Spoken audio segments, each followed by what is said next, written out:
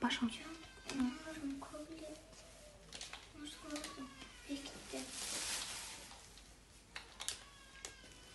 Қанша күннен бері ұртады сені?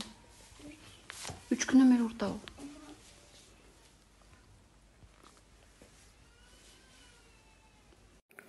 Ассаламу алейкум, қырғыз елім.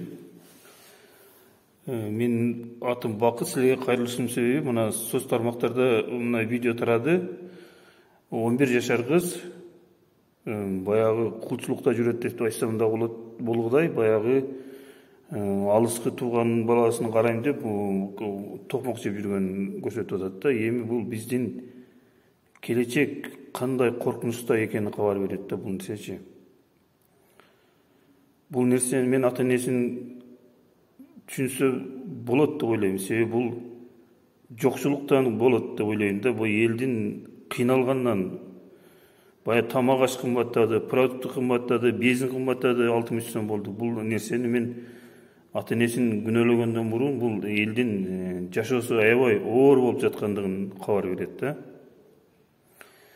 Мен ойлоо башында айткам, бұл депутаттарға, бұл жөнөкөй адамдардын балдары турмушту билген адамдарды киргизиш керек эле депутаттар. Жалаң байлардын балдарын депутат кылып аласыңар да, алар бұл адамдар кандай жашап атат, ал жөнүндө эч кандай түшүнүк жок.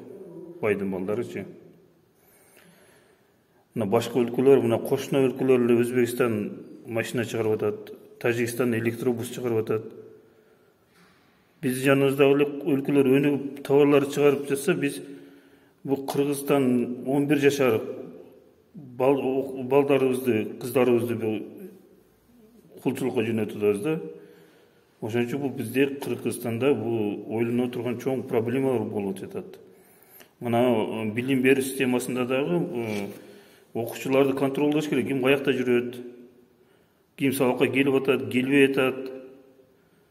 Бул нерселерди укук коргоо органдары баа берет деп ойлойм дагы. Бул бизде бұл экономиканы өнүктүрүп, жумуш орундар түзүш керек. Бул мамлекетке бул аябай чоң сыйнал болуп жатат.